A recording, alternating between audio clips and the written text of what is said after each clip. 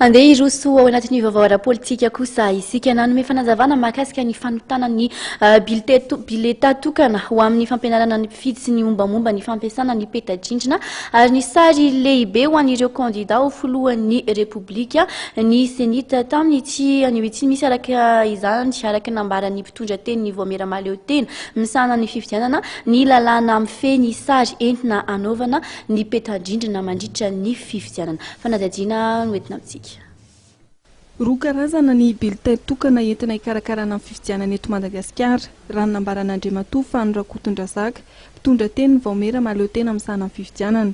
Isa araka izany ireo modely izay entina ampianarana ireo mpifidy izay natokana ho an'ireo fiarahamonim-pirenena ary ny faharoa dia ilay entina ampiasaina mandritra ny fifidianana amin'ny fahadimy amby roapolo volana oktobra 2024 ary atoa tany Afrika Atsimo. Misy karazany roa zany ilay bileta tokana io zany ilay bileta tokana ho ampiasaintsika amin'ny vaninandro ny fifidianana.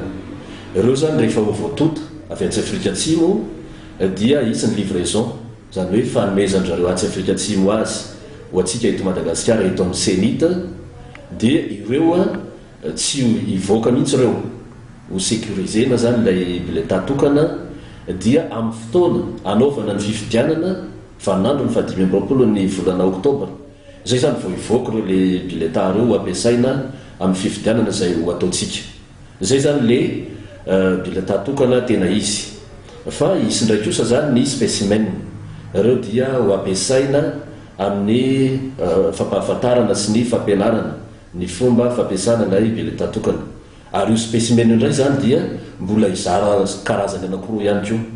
Voalohany zany ny spécimen izay ho ampiasain'ny fiarahamonim-pirenena amin'ilay fanabeazana ny mpifidy izay ho ataon'ny zareo ireo. Io zany endrikendrika bileta tokana izay tsy ahafantarana mihitsy ny endriky ny kandida tsisy anaran'olona ihany koa eo ary na lelarana ary amin'ny sisiny aza dia tsy hipetraka fa ho hitan'ny mpifidy kosa nefa ny olom-pirenena amin'izay fanabeazana ataon'ny fiarahamonim-pirenena izay hoe toy izao zany ilay bileta tokana ivoaka amin'ny fahadimy amby roapolo ny volana oktobra. Dia eo ihany koa zany ny spécimen anankiray karazany faharoa izay ho ampiasain'ireo vondrona sy atoko politika ny kandida zany. Io ndray zany dia efa iseho mazava tsara ny sarin'ny kandida dia zay no hoentin'ny zareo ndray kosa ho ampiasainy zany amin'ny fanabeazana ny olom-pirenena zany sy ho ampiasainy zareo indrindrindrindra ihany koa amin'ny fampielezan-kevitra. Mahakasika kosa ny fametrahana petadrindrina sy ireo sary mijoalajoala izay apetraky ny kandida dia misy araka ny nambara ny lalana mifehy izany. Ny didim-panjakana laharana 324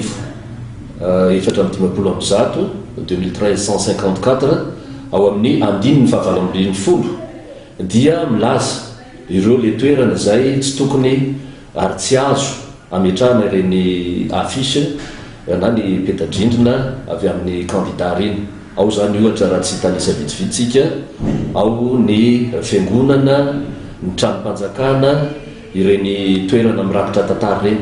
Ireo zany tsy azo atao mihitsy ny mametraka afisy na petadrindrina na sary-goavana amin'ireny toerana reny. Ny ankoatr'izay zany dia tsy voararan'ny lalana fa tsy maintsy kosa nefa mahazo alalana amin'ny tompon'ilay toerana izay ametrahany zany petadrindrina zany. Raha araka ny fanazavana hatrany dia fanainga tsy ho ela ny délégation izay ahitana teknisianina sy mpikambana eo anivon'ny Cenit hitondra ny modelina bileta tokana entina tota tsy Afrika Atsimo.